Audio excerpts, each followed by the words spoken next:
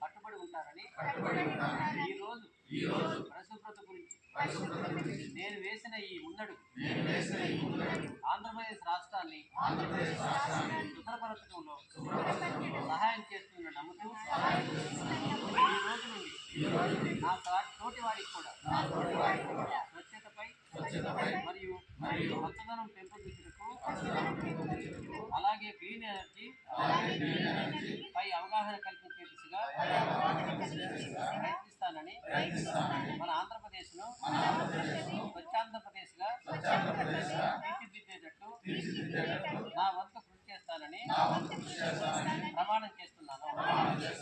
Jai Swarnandhra, Jai Swachhandhra.